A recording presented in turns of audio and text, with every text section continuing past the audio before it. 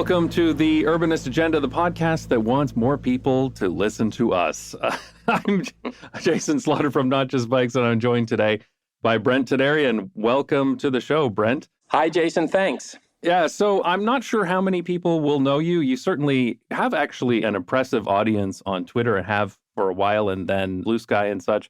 But why don't you introduce yourself? Because what's interesting about you is that you actually come from urban planning. I'm a practitioner, yes. And I feel the need often to say that, which feels weird because I do the speaker circuit and I'm a common speaker. I write for publications and I'm big on social media. I think I have the biggest following by far of any practitioner, which is an important distinction.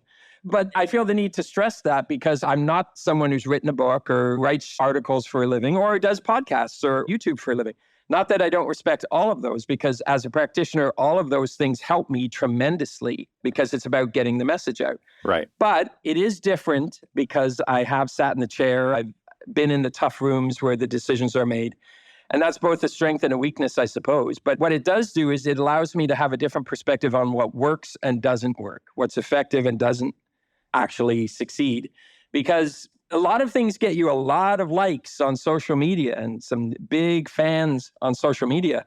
And it can actually turn off the audience of the decision makers. It often does turn off the audience of the decision makers. So it makes you feel good. But if you're like me and obsessed about actually succeeding in better city making, that's a different question. You know, what actually helps us succeed versus getting us likes? Right. So just really quickly for the audience, where have you done practitioning? Because I know that you're working with various cities now, but give us a really quick overview of some of the things you've done in planning. I've been a city planner for almost 34 years now. I'm older than I look if you see my baby face. I started my career in Canada, in southwestern Ontario, like where you're from originally, but went national and then went international. I was lead planner for Calgary, Canada for almost 6 years, and then I was headhunted to become the chief planner of Vancouver, which I did for 6 years. And that opened the door to international work even while I was in that role.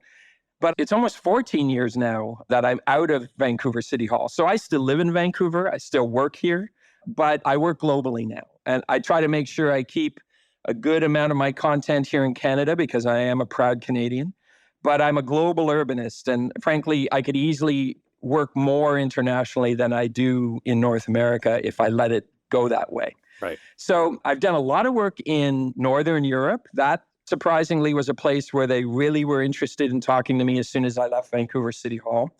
I've worked a lot in Australia and New Zealand, 9 Australian cities and 5 Kiwi New Zealand cities, 5 or 6 Latin American cities, particularly 2.5 years advising Medellin, Colombia, which is a very, very interesting city that we could talk about easily just on this podcast.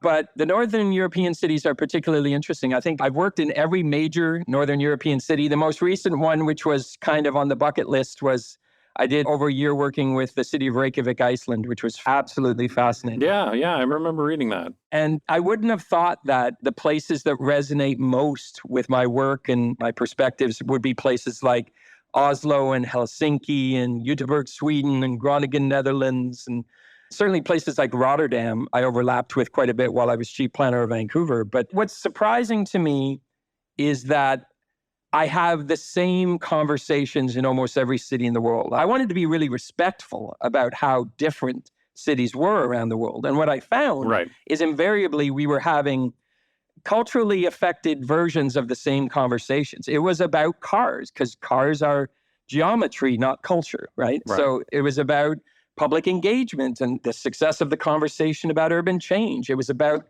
density and whether it was green or not green, that big debate. It was very similar debates happening on almost every continent that I've worked in.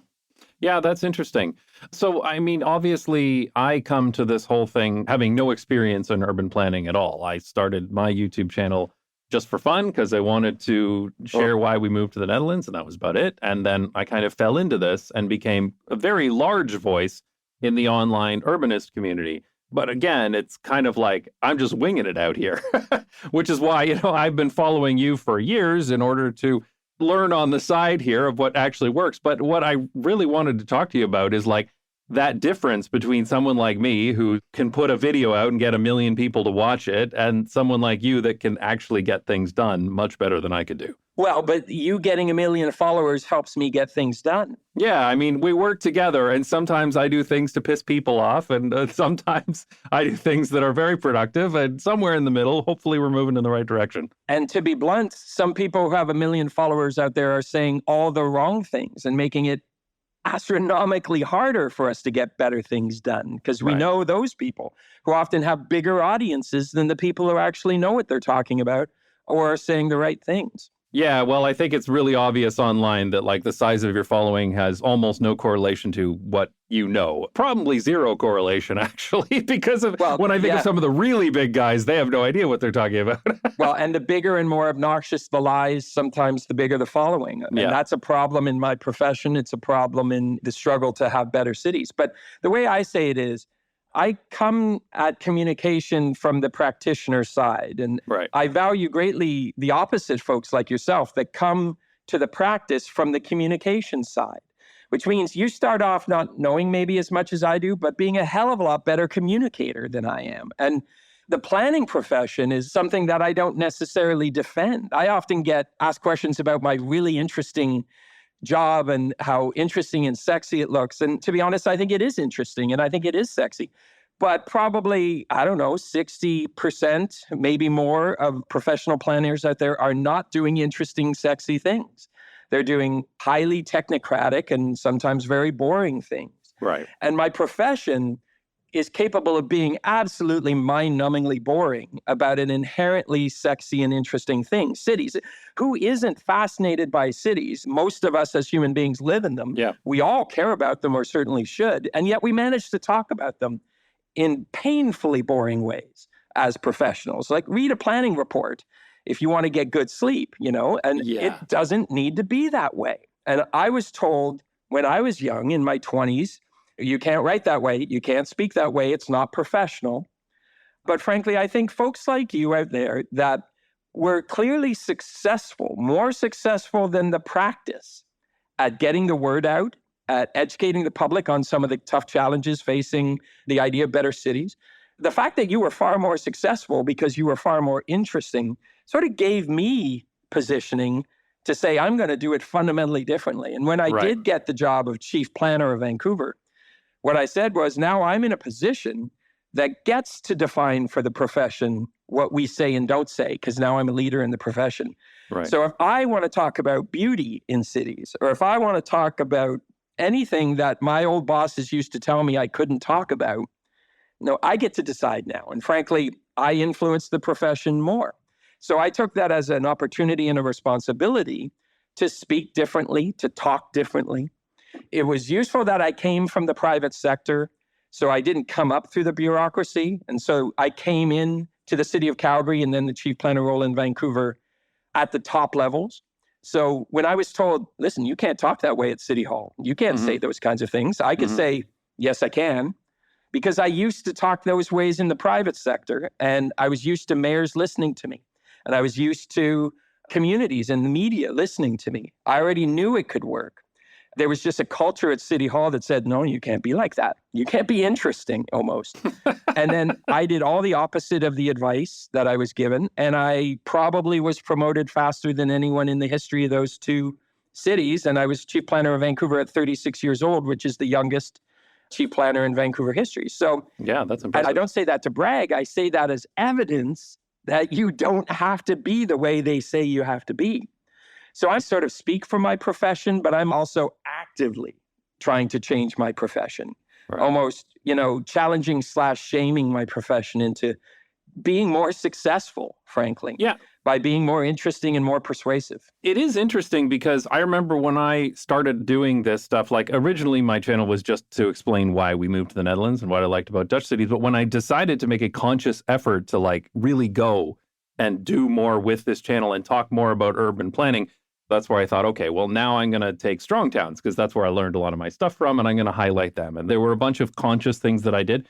But one of the things I remember thinking at the time is that I had done a bunch of advocacy work when I was in Toronto, and I do remember it being so goddamn boring.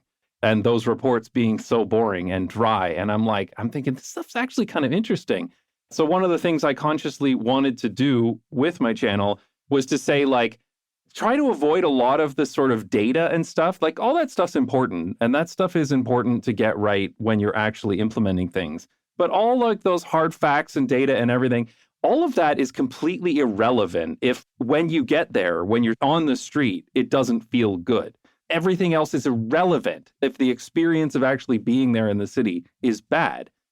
So it's like I wanted to avoid that in my communications and really focus on the experience of being in the city. I think that's right, but I wouldn't abandon the data. No, I wouldn't abandon it. Not abandon completely, but I think from my point of view, from my videos, I wanted to really, really, really focus on the experience. And the data was kind of all secondary to that. You're right, but here's how I say it for what it's worth. First of all, as a young city planner, I used to get murdered by data because anything I wanted to do that was different and better, the engineers, this was back in the 90s, the engineers would pull out some data piece. It would usually equate to how somebody's going to die if we do, a lot of people are going to die if we do what I say. Right. Their data was a black box. Only they were the high priestesses and priests that only they could see and understand the data.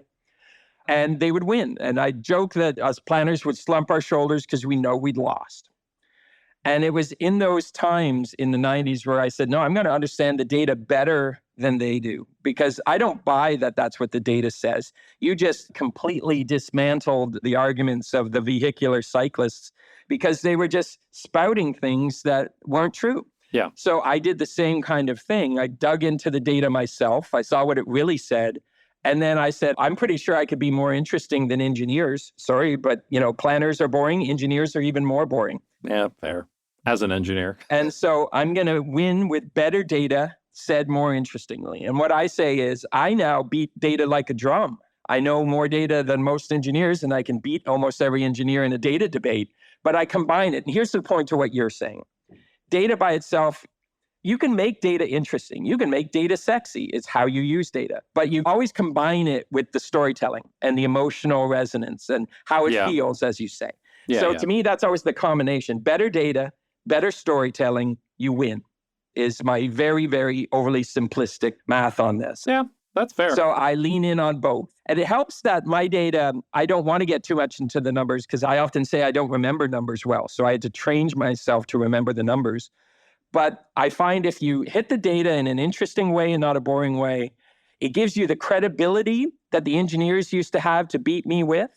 And you have the actual effectiveness of the storytelling and the human touch and the resonance that comes from that. Yeah, that's fair. Actually, that reminds me, though, one of the things that used to always frustrate me about the engineers' data, because I would always run into this too in advocacy, when the traffic engineers would come out with their data, what I found was that their data was so slanted by what they counted, right? Yeah. Because it was super easy to count vehicles and count level of service. That stuff was super easy. It was a lot harder to count all the other stuff. Of course. They usually didn't. And they didn't. Yeah. And that was exactly it. And so it's kind of like you get the outcomes that you measure for, in a sense. Well, yes. And there's so much selective reading of the data. We don't need to get into that. But when you actually look at the data, what it really says, there's an interesting story there. You just can't tell it in a boring way. And can I, by the way, comment on your use of the word advocate? I think you used the word advocate, or did you say activist? No, advocacy is what I would say, yeah. Advocate, good.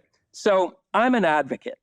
I'm 100% an advocate. And I was told early in my career that professionals can't be advocates. And I called complete bullshit on that because good planning, we're advocates for that. Better cities, we're advocates for that. A better future, a more sustainable future, a healthier future. We're advocates for that. We're not just advocates. We should be champions for that. Yeah, I agree. I got an award from the Province of British Columbia Planning Association for advocacy. And I said this was my favorite award because I had my bosses in my 20s telling me I can't be an advocate. I have to be neutral or else I don't have credibility. There's big stress in professionalism on the word neutral, which is utterly ridiculous. There is nothing neutral about better and worse cities. There are worse cities and better cities, worse ideas, better ideas, and we cannot be neutral. We are not neutral on those. We are advocates, vigorous advocates for better outcomes. What we can't be, to be clear, is activists. You can't be an activist and a practitioner at the same time. You can't show up at City Hall with a button with a big line through it and a placard arguing against the official position of the same department you work for. You can't do that. So activists and advocacy is a different thing. And I'm not saying anything about activists. There's good ones and not so good ones out there. But there is a difference there. And I stress that because it helps us get past this barrier of boredom. Because, the idea that we have to be neutral is kind of code for we have to be boring in a way. And we're not champions. Well, actually, I think the thing that bothers me when people say you have to be neutral is that being neutral is inherently accepting the status quo. Correct. It's not That's neutral. what being neutral is. Right. So if you're just like, 80% of people drive to work, we're going to be neutral about that. That is not something you can be neutral about if you want to have a better city. Well, and it ignores the consequences of that choice, which is what we're supposed to be talking about, what we're supposed to be championing. We're supposed to tell the truth, which is not neutral. The truth is not neutral. Right. About the real costs and consequences. And frankly, make it hard for us to end up with the wrong solution and easier to end up with the right solution. But there are folks out there say, that sounds arrogant. You sound like you think you know all the right solutions. Right. But there are more cars pumping out, more emissions is causing climate change, which is destroying our future. That I know, right? Because I actually believe in science and evidence and data. Yeah. Well, what I would say is that if you're being purely neutral, you can't have a vision and a strategy. Like, it's not possible. You have to have something that you want to work towards. You want to have some kind of goal, and that can't just be neutral. If it is neutral, if your goal is neutral, then it means we're just going to keep what we're doing forever. To be clear, I'm not saying their goal is neutral. I'm saying they have to put out the options neutrally. Yeah. And let the elected officials make the decisions. Like, I've actually been told, if you want to tell cities what to do, you should run for election. Well, no, that's not true. I'm an advisor to cities. People who run for election call me for advice. And you're right, I don't make the decisions, but my job is to be persuasive. My job is to tell the truth, and I tell it aggressively. I do not tell it calmly. I am not calm about the consequences. I'm known for my bluntness. I use a term called constructive candor, which just means I'm going to tell you the truth whether you want to hear it or not. It's a more aggressive form of the old saying, speak truth to power. Mm-hmm. I'm going to tell the truth unapologetically, but I do it not to sound smart or think I know better. There are people who go from city to city and come across as quite, I'm going to tell you the truth. You people are all dumb. Now I'm going to get on a plane and fly out to the next city. Doing it constructively, doing it in a way that people understand where you're coming from and give you the benefit of the doubt that your intentions are good and you're trying to help them do what they say they want to do, which is have a better, more successful city. That makes a big difference. One of my Australian clients once said, "You're as blunt as anybody I've ever seen, but you're not a wanker about it," is the way he put it. That's a compliment, I would say, for sure. I put it on a slide once. I actually said, you tell the truth, but you're not a wanker about it. And I said, you can judge at the end of this process whether you agree that I'm not a wanker. But I think it's because I believe people understand that I'm loud and I'm boisterous. It's my French Canadian coming out, I often say. My family's half French Canadian. But my intentions are good, and I care about the future of cities. And when people know your intentions, they give you the benefit of the doubt. You're not just some guy who thinks he's smarter than everybody else. Right. Fair enough. How would you deal with the belligerent car defenders, if you will, or the belligerent status quo defenders? How does that work? Well, I do all the time. First of all, there's always going to be behavior that's just unacceptable. I don't accept lies. I don't accept conspiracy theories. I call them out vigorously. Right. I think we're entirely too polite about lies and misinformation or disinformation. I would agree with that. I was one of the first people who was contacted by global media when the conspiracy theories about the 15-minute city started to come out. Mm-hmm. And I said, I'm not just going to tell you why that's wrong. They're clearly wrong, but they're not wrong. They're lying, or they're being lied to. Mm-hmm. And these are the reasons they're lying. This is their actual agenda. And we have to be much more vigorous and unapologetic about making the liars the story. Because if all you're doing is defending and explaining, you're losing. And the liars know that. That's why they lie. It's effective. And the bolder the lie, as we said a bit ago, the bolder the lie, the better it resonates, the more money you make off it, etc. So I think we have to be unapologetically vigorous at calling out the lies and the conspiracy theories. But most people are not lying. Most people are not spreading conspiracy theories. They're simply looking at the question from their perspective. And often their perspective is a perspective of car dependency, for example. Sure. I mean, that's all they've ever known, right? I mean, I saw that myself. And I think that's one of the reasons why I can empathize with these people to a certain extent. You know, when I talk to people in real life, I see this all the time. Most people are reasonable, but they're also incredibly ignorant. And the only thing they know about cities is what they're ignorant, being just they don't know about this stuff, not being mean or anything here. But the only thing they know is their experience, which is, you know, I'm stuck in traffic. I'm at this red light all the time. I can't get around. And you can't blame them for that because they've been at a place that we've deliberately designed to make them dependent. And when you're dependent, you see anything that takes away the thing you're dependent on as an attack, as a threat. That's just human nature. And we also know from studies, by the way, I'm obsessed with psychology of change, that, you know, people value loss more than they value gain. So they're more afraid of losing something than gaining something. You know, there's an incredible bias towards the status quo. Even if the status quo was a bad idea in the first place, once it becomes the status quo, it's better than something you don't know. It's changed. Studies have shown this. It's fascinating, actually. So when you know that, you know, I cut people a lot of slack. But what I say is, what I don't cut is liars a lot of slack. And often the regular folks are being lied to out there. I'll give you an example. And I don't think urbanists and sometimes urban bike activists help the situation all the time. When somebody says, I can't ride my bike across my Canadian city to the other side of town to get my kids to soccer practice or hockey practice with the hockey bag on my bike, I can't do that. Yeah. What the bike activists will say is, well, yes, you can. And they'll post pictures of a cargo bike, or they say, here's me with a Christmas tree, and here's me with a sofa. Yeah. And they pat themselves on the back and say, look, I won. I won that battle. No, you didn't, because now that person is insulted. Now that person will probably never listen to your arguments. That's the difference, again, between social media success and actually real life success at changing people's minds. Right. So when I invariably get that question, I kung fu it, is what I say. So almost every event I've ever spoke at, or both in the context of a plan-making exercise or just as a speaker, somebody will ask some version of that question. And I will say, well, listen, nobody's telling you you can't or shouldn't drive your vehicle if that's what you feel you have to do, or even if that's what you want to do. But your best situation is that the person beside you, and I point to them in the audience, chooses to ride a bike because they think it's a good choice. And the other person on the other side of you chooses to take public transit, and the people behind you can walk because they're short trips and those are easy to walk to, if they can. That's the best case scenario for you because that's geometry. And it just means that they're not fighting for the same finite space as you.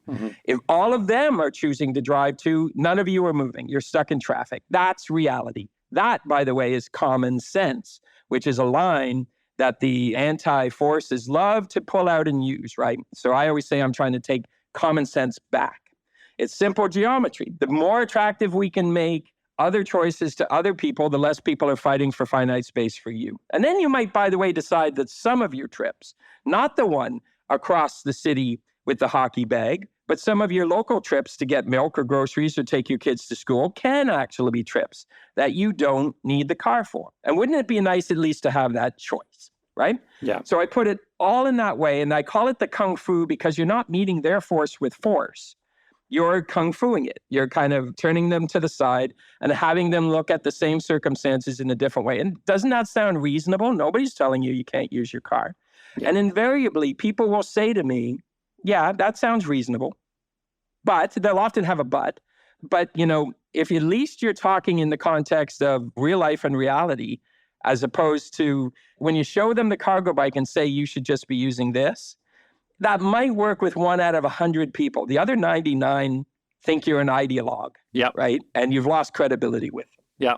Yeah, I mean, that is perfectly reasonable. One of the phrases that I came up with that resonated fairly well was the freedom to not to have to drive.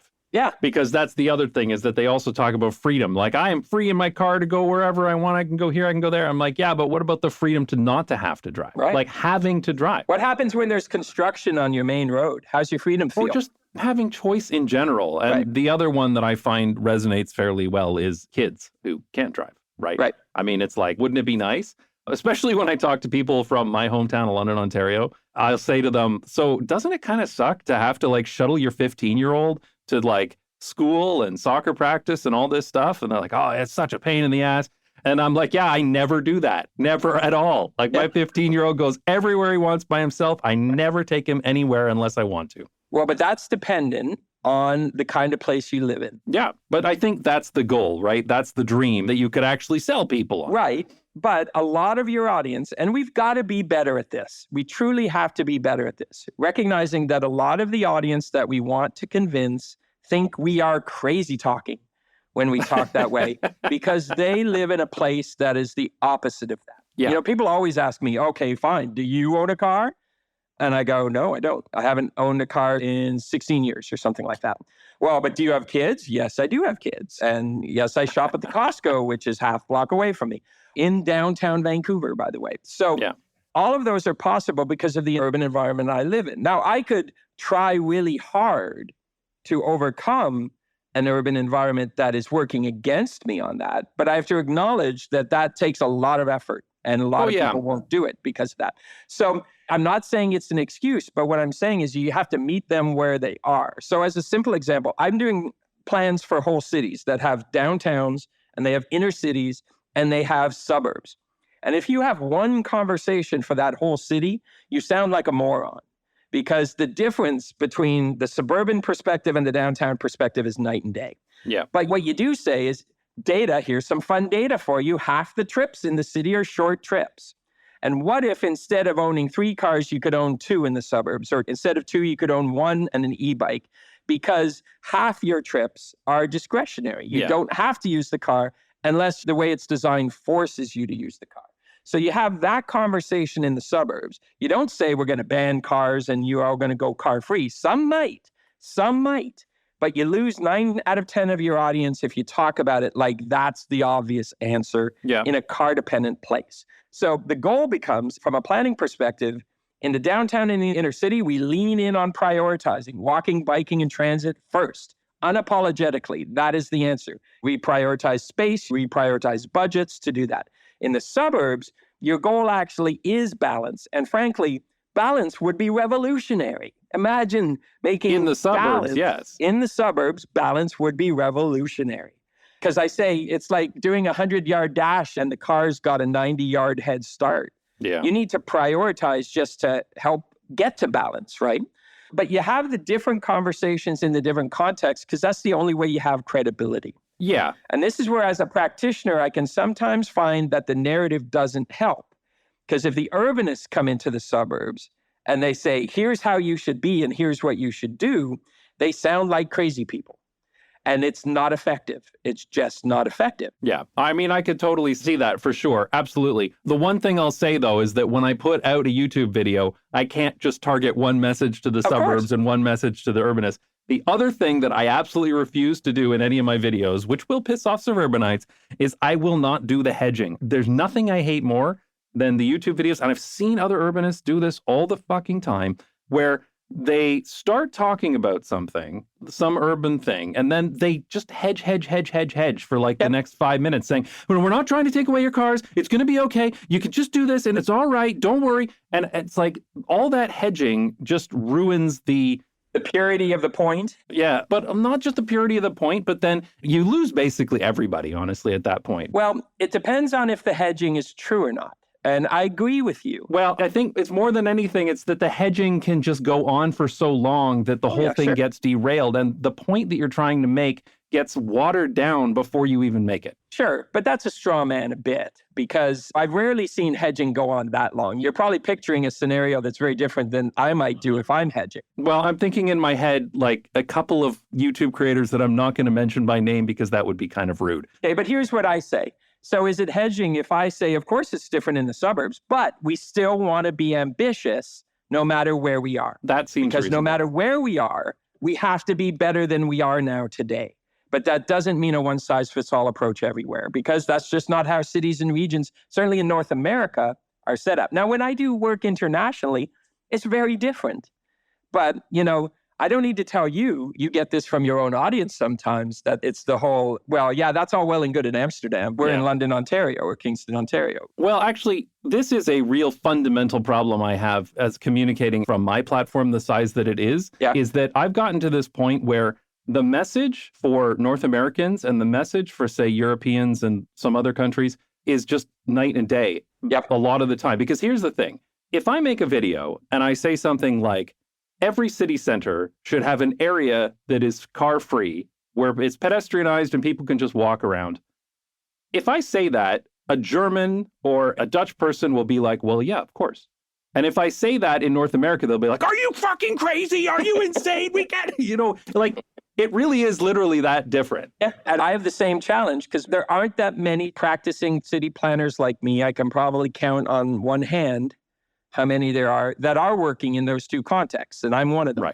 Right. And so I get it. I hear what you're saying. And I don't think it's hedging, but I make my comments contextually. I say, listen, this isn't possible here yet, or we're not at a place where we can do that tomorrow here. But the question, it's just like, let me put it this way. There had been times when I've thought it's actually maybe not a good idea when you're talking in North America, even in places like New York or downtown Toronto or central Vancouver, to talk about cities like Copenhagen, Amsterdam, Utrecht, etc., increasingly now Paris. Because I get the 8 most unhelpful words in the English language, I joke, which is we could never do that in our city. And here's all of my energy going into the excuse-making process now of why we're different. And that's distracting and it's tiresome. So often what I say is, hey, Vancouver's North America. It's not Europe. And we're doing it. So what's your excuse?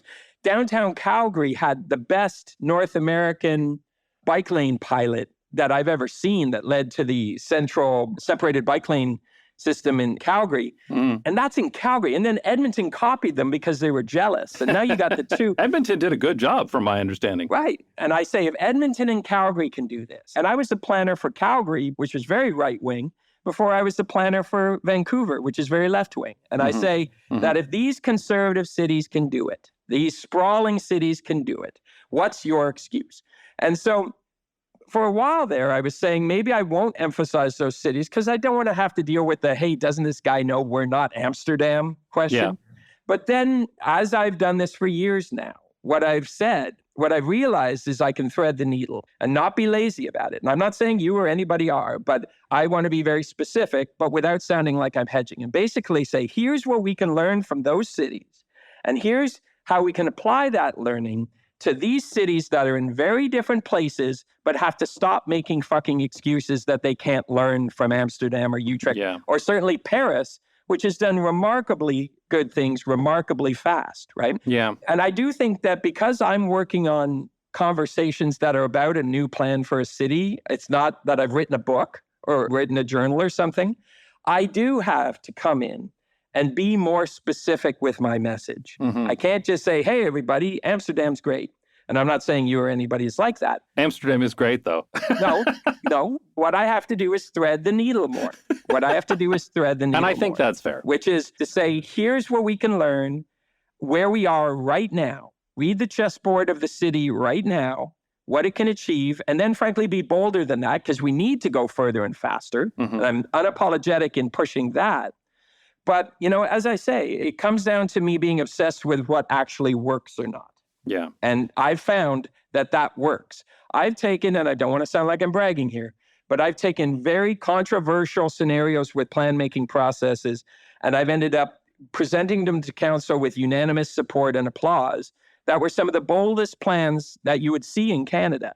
And I've seen other plans that are relatively boldness-free die on arrival, politically speaking, because they didn't handle that threading of the needle right. Right. And so for someone who's obsessed with succeeding, I don't want to feel like, well, hey, I did the best I could, but that plan went down in flames. I'm way past that in my career. I want all my plans to change things because that's what we need. We need our plans to succeed in changing things. That's the practitioner in me. Yeah, actually, it reminds me a little bit of the job that I did before I was a YouTuber, where I did product management at tech companies. And whenever there was big change that needed to happen, one of the things I would do is go around individually to each group of people and talk to them about their concerns and talk to them about it before we had any big meetings about it, because then when we all came together, we had gotten rid of a lot of that mess and everything went smoother. I mean, that was often my job. And all the complaints, I actually call it, here's a pop culture reference for you. I call it a bunny rabbit. I shouldn't give this trick away. But do you know 8 Mile, Eminem, the movie 8 Mile? I have not seen it. I know of it, but I have not seen it, no. You got to see it. You got to see it. Okay, well, for those of you who haven't seen it, at the end, in the rap battle at the end, the Eminem character goes first in the rap battle. And he basically says all the things that he knows the other guy's going to say about him. Yes, that's right. I have heard of this. And he says them first. And then he sort of throws the mic at the guy and says, tell the people something about me they don't already know. And the guy sits there for a minute. It's actually played by Anthony Mackie, who plays Falcon now in the Marvel movies. He stares for a while and then he gives up because he's got nothing to say. And I run my engagements like that, my public engagements like that. We don't try to avoid the controversies. We're the first to talk about them. Right. We don't try to avoid the tensions. We're the first to talk about it. And I will present to council and say, here's what the people who are against this plan will say about this plan, but here's why that's wrong. And I find it works. I had a recent plan where it was almost the movie to a T. The people who sat in the audience who were ready to get up and object stayed in their chairs. Right. Because you had already talked about it. Because I think it also takes away that ability for them to come up with something super clever that, nobody's talked about this yet. Gotcha. Moment. Yeah. It's the gotchas. Yeah. But that breaks the rules of my profession to do that. Right. Because the planners are not supposed to be that way. That's a way too aggressive thing to do. Or people say we're supposed to stay positive. I've heard all sorts of reasons why that's not a good idea to do it. But to me, it's just truthful. I don't even say it necessarily as a strategy. I started saying it because it was just the truth. And our jobs are to be credible by telling the truth. If there's stuff negative we've heard, we should share that. We should tell the truth. We shouldn't wait till it's been brought up and then we look defensive, right? And then I just realized it worked. I almost came to the whole bunny rabbit reference and the Eminem reference. I sort of realized after the fact, hey, this kind of worked like Eminem. Now everybody's going to go from your podcast and watch the 8 Mile movie, maybe. Well, there you go. You can be credited for the bump in Netflix this month. And I've got my fair share of pop culture references now. Yeah, it's good. Very, very good. So one other thing, because we've been talking for a while here, and I know we could talk forever about this. I want to talk to you briefly about something that we've talked about before, which is your 5 ways to make better cities, because I actually think that is a very insightful way to look at the problem. So tell us what that's all about. Well, I call it the 5 steps to better city making. And first I had 3, then I expanded it to 4, and now it's 5. And what it is the stages that cities go through on any issue. It could be applied to the whole city, but I usually apply it to pick an issue, like bike infrastructure, for example, safe, protected bike infrastructure. Right. And step 1 is you're doing the wrong thing, which in the case of bike infrastructure would probably be no bike infrastructure at all. Then step 2 is doing the wrong things better. And the example of that would be electric cars are doing the wrong things better. They're better than the old cars, but there's still too many cars. Other examples I use are you still have surface parking lots, but you put trees in rows in between the cars. That's an example of doing the wrong thing, surface parking lots better. And I often say, if you're going to do the wrong thing, you might as well do it better. Yeah. But never mistake that for success. Never mistake that for where you actually want to be. The third stage I added later in the game, I call have your cake and eat it too. And I added it because of cities like Brisbane, Australia, where I worked, and Denver, where I worked, where they would be building light rail or building bike infrastructure. But at the same time, and sometimes in the context of the same bond measure, they would also widen the road. Right. And they would wonder why they didn't get any mode shift from driving to public transit use. Well, because you're making it easier to drive at the same time as you're providing other choices. And people are already used to driving. So that's have your cake and eat it too. And why am I not really seeing any success? The fourth stage is doing the right things badly. And that, I often say, is the most dangerous stage because that's painted bike lanes or sharrows, because you're doing the right thing, starting to do so-called infrastructure for bikes. And we all know paint isn't infrastructure, but they consider it infrastructure. but it's the wrong idea. It actually is either neutral or makes things worse based on the studies and the stats. So that's doing the right thing badly, and it can often kill the whole idea. Yeah. I have this debate with an urbanist out there who often uses the phrase, well, it's better than nothing. And I say, no, it can often be much worse than nothing because it fails. And then everyone says, see, I told you bike lanes don't work in our city. Yeah. And then you don't get a chance to do it right again. So that's why I call it the most dangerous stage. And then ultimately doing the right things well. Yeah. And so I have this conversation. I wrote an article about it called The 5 Steps to Better City Making in Fast Company. And I'll link to that in the show notes if you're interested. I use it with cities that I'm working with to sort of, you pick the issue, walkability, bike infrastructure, urban housing, just about any issue you could think of.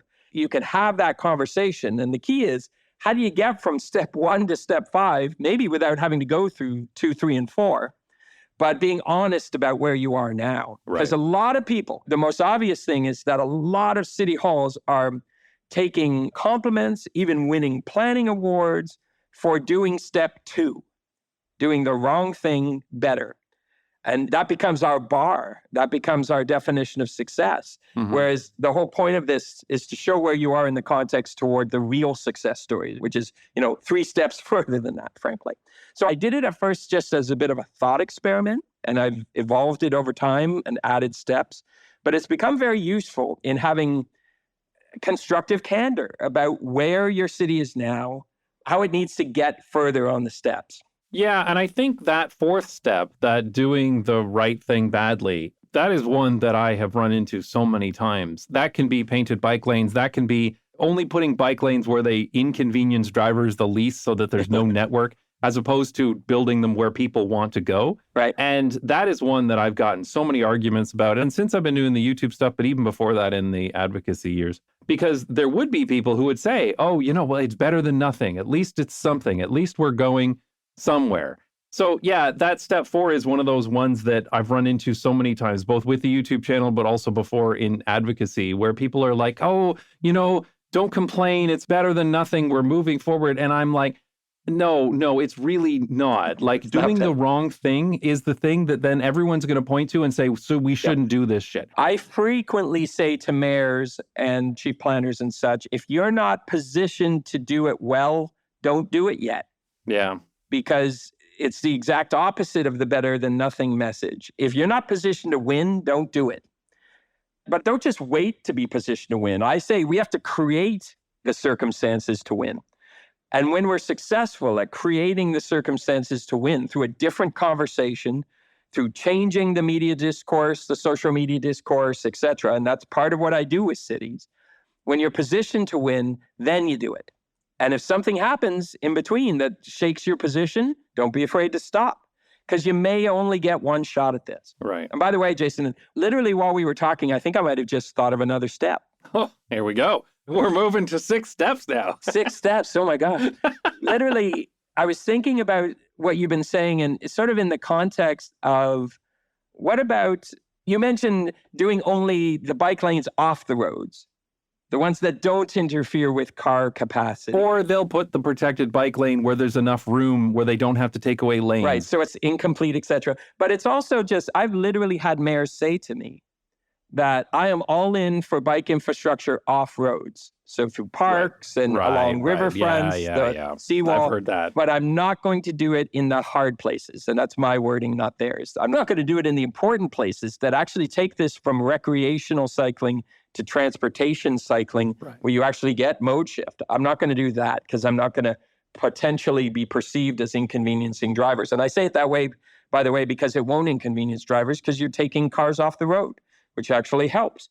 One of my main lines is, designing a multimodal city works better for everyone, including drivers. Yeah. Designing a city that's car dependent fails everyone, including drivers, because we have to convince the drivers, I'm sorry, this is practical. We have to convince the drivers that it's not even in their interests. It's not even in their interests to do it this way. It actually fails for them too. But the extra step that I was just thinking about, I might call it something like doing only the easy parts. Right.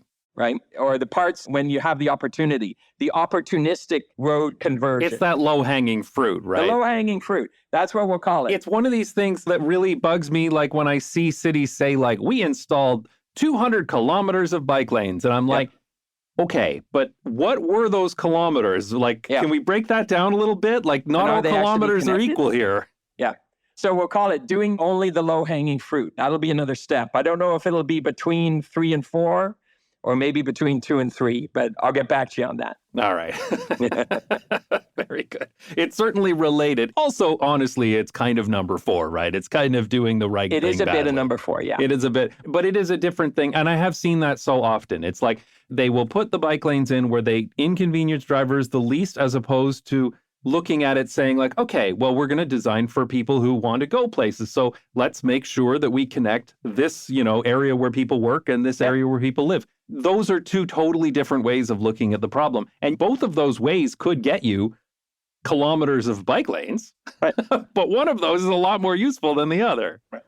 Well, listen, you see what I'm trying to do as a practitioner is I'm trying to figure out ways that are a hell of a lot less boring, more interesting, that stick in your brain and you remember. And this is why I'm not sucking up or being nice when I say I like folks like you. None of my comments in this call were subtle shots at you or people like that. Believe me, Jason, if I didn't like something you were saying, I'd tell you because I'm blunt. That is true. We have had conversations but before. I would tell you. And I've had that conversation with influencers and such and said, here's how the way you say it is actually making my job harder. Do you know you're making it harder to achieve change? Yeah. You may be getting likes on social media, but you're making it harder in my observation because I sit in the rooms where decisions are made. But I'm not saying that to you. To be clear, I think the discourse from the podcasters, the YouTubers, the journalists who become, many of them, very smart about urbanism and city making, the people who write books and come away very smart often too. Some of the smartest urbanists I know are people who've written multiple books about city making. Yeah. If nothing else, I can't do my work better if the public doesn't understand my work better. And I have often picked up language and techniques. I look at how you do your videos. I look at how others write their books.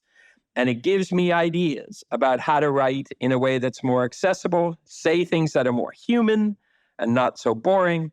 And one of the reasons I've been able to change my practice is because of the discourse about cities has changed during my career. Yeah. In my 20s, there were a few books out there on better cities, but none of them were read by normal people.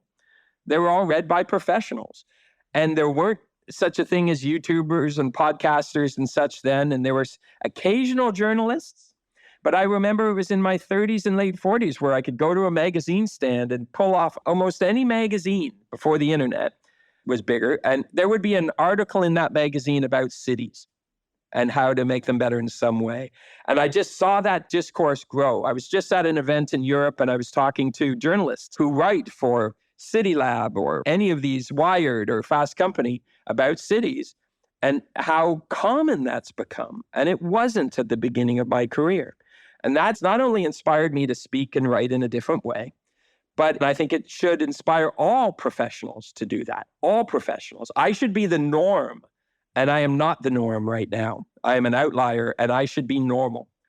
But it's prepared the public for having a different conversation because you can't swing a stick without hitting something that's, whether it's a podcast or an article or what have you, that's talking about better cities. Mm-hmm. And that is still relatively new.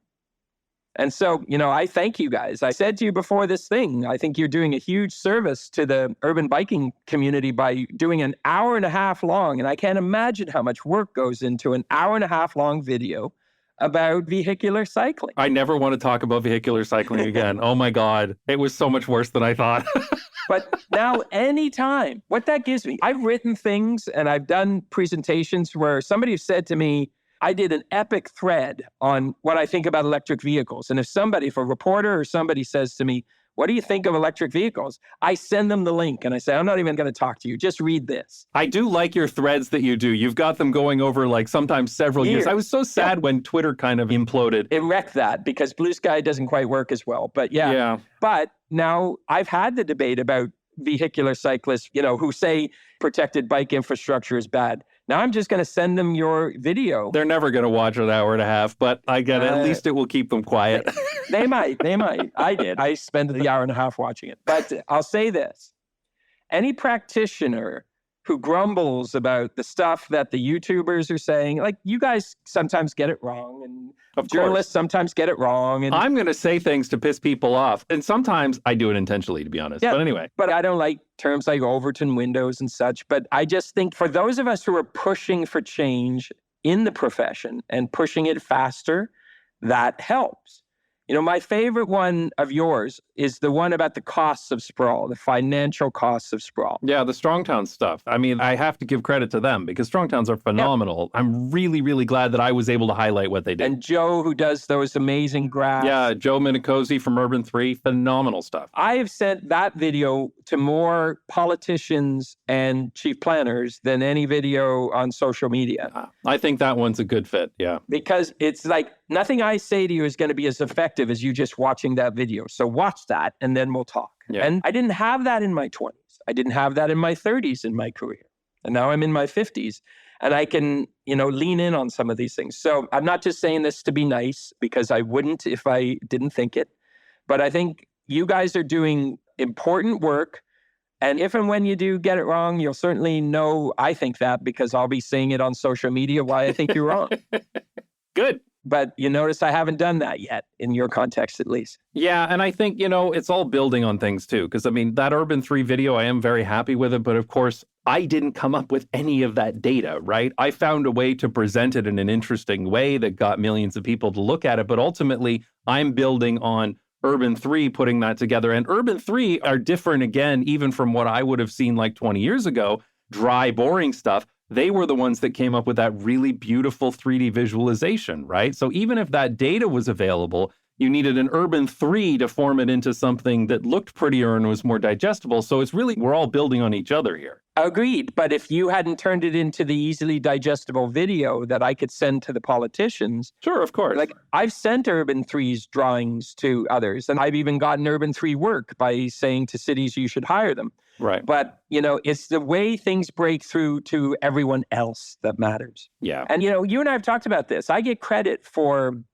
sayings. The quote you used in the video. Right. Where I say, you can't justify a bridge by the number of people swimming across a river. Right. Where everybody attributes that to you. Everyone attributes that to me. And another phrase I use, sticky streets, everyone attributes that to me. I love branding ideas. I don't consider it jargon.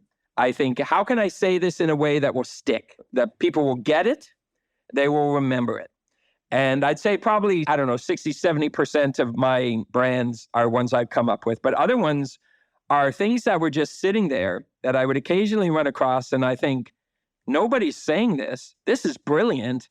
I got to help get everybody say this. Right. Everybody should be saying this. Right. And that line about crossing the bridge, I think it's just an old saying that's been around for a long time. But I started beating it like a drum, saying it all the time in every context I could.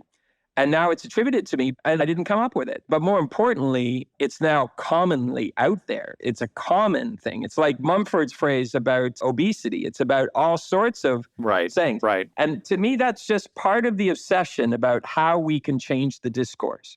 Because I often get, maybe we'll end with this, I often get asked in the events I do, if I'm a city, where do I start? If I want my city to be different like this other city, where do I start?